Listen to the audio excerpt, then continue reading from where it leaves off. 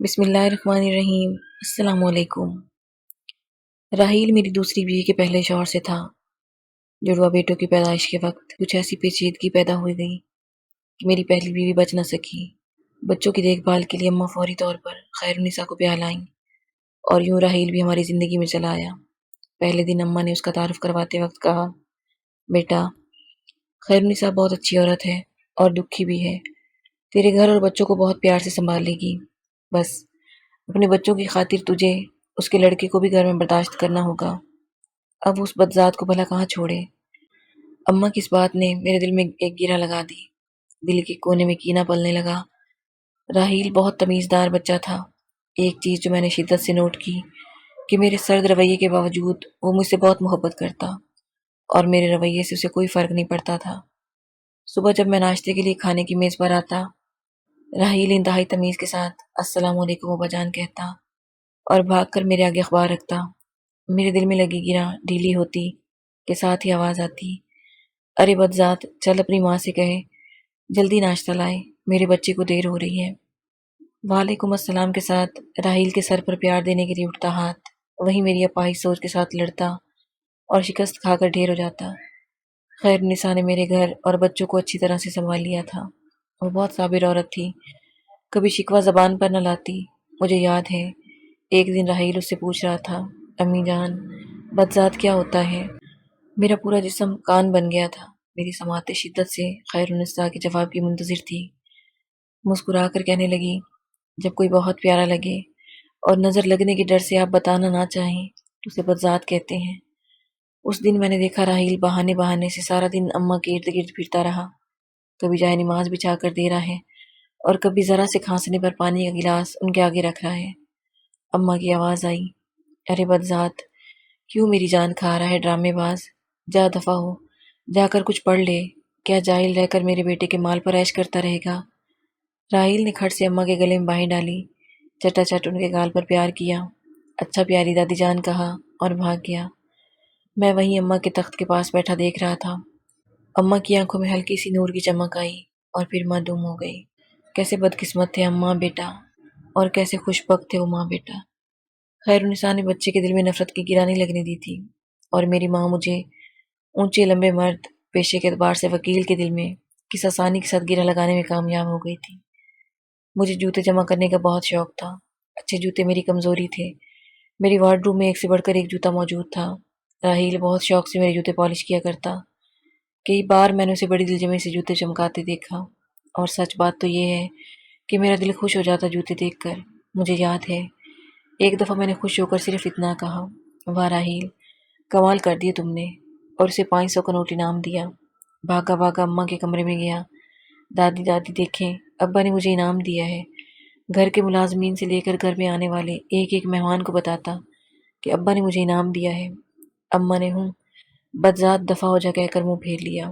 کاش اماں اسے خیرالنساء کی خاطر ایک بار گلے سے لگا لیتی، جس نے ان کے پوتوں کو اپنے جگر کے ٹکڑے سے بڑھ کر پیار دیا تھا۔ اماں کی لگائی ہوئی نفرت کی دھیمی آنچ پہ میری انا کا بت پکتا رہا۔ خیرالنساء کی میری بچوں اور گھر کے ساتھ بے پناہ محبت اور احسان بھی انا کے اس بت کو توڑ نہ پایا۔ راحیل کی تمام خوبیوں کے باوجود میں نے کبھی اسے سینے سے نہیں لگایا تھا۔ ہاں، مگر میں نے اس پر خرچ کرنے یا اس کی ضروریات پوری کرنے میں کوئی کوتاہی نہ کی۔ خیرالنساء اتنے میں ہی مطمئن تھی۔ وقت گزرتا رہا، بچے بڑے ہو گئے۔ عمر اور علی میرے جڑواں بیٹے اعلیٰ تعلیم کے لیے ملک سے باہر چلے گئے۔ راحیل نے میٹرک کے بعد تعلیم کو خیر آباد کہہ دیا۔ میرے بہت چاہنے کے باوجود وہ پڑھ نہیں سکا۔ سارے محلے کا لاڈلا تھا۔ صبح کا گھر سے نکلا شام کو گھر آتا۔ اکثر ہاتھ پر پٹی بندھی ہوتی، جانے کہاں سے چوٹ لگوا کر آتا تھا۔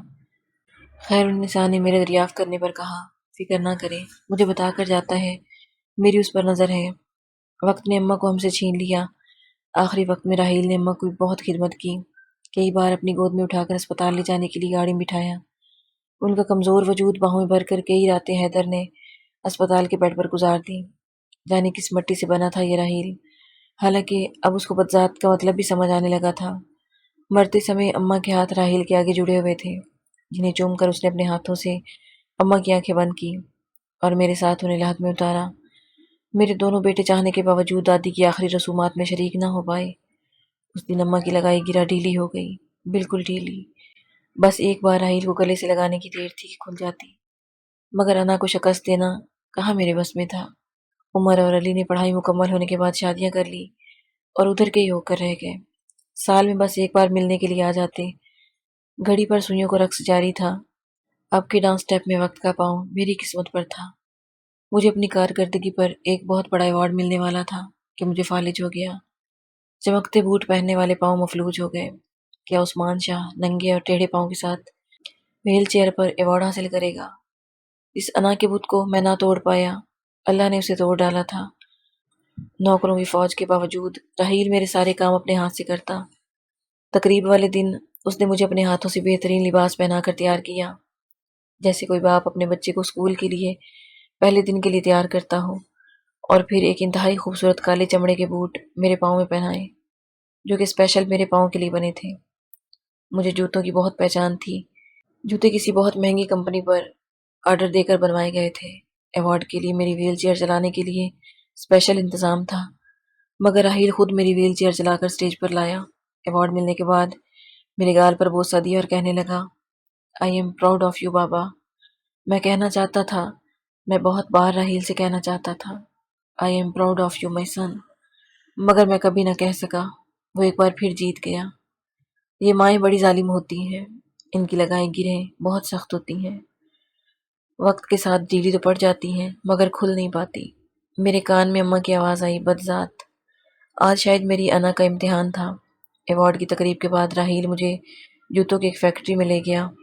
अंदर दाखिल होते ही मैंने देखा हर कोई राहील को सलाम साहब कह रहा है।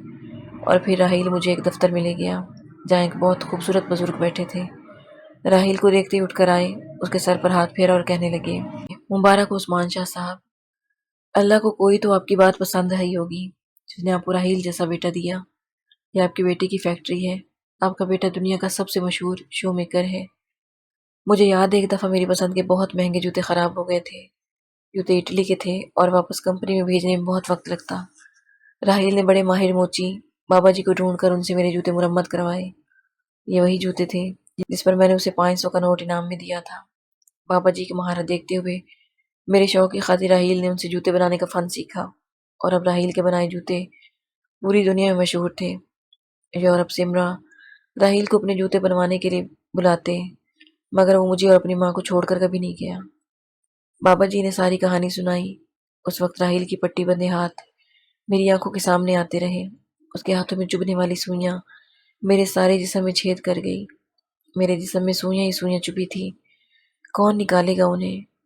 क्या मेरी तौबा मेरी जख्म भर पाएगी? गिरा खुल गई थी। अना का बुत टूट चुका था। मैंने राहील के सामने हाथ जोड़ दिए, उस राहील के सामने जिसे अम्मा बदजात कहती थी। राहील ने मेरे आंसू साफ किए, मेरे कदमों में बैठ गया और कहने लगा, मेरे सब दोस्तों के पास अब्बू थे। नानी मुझे अल्लाह से दुआ मांगने का कहती, और मैंने बहुत बार अल्लाह से दुआ मांगी। आप मेरी दुआओं का समर थे, मेरे अल्लाह का इनाम थे। मैं आपसे मोहब्बत कैसे ना करता। आप मुझे बहुत प्यारे हैं अब्बा। आपकी नज़र करम 500 का वो एक नोट, वो मेरी ज़िंदगी की किताब का सबसे बेहतरीन नोट बन गया, जिसने मेरी ज़िंदगी बदल डाली। मैं अपने अब्बा का पसंदीदा बेटा बनना चाहता था, और वो बन गया। वो मेरा सबसे प्यारा बेटा बन गया।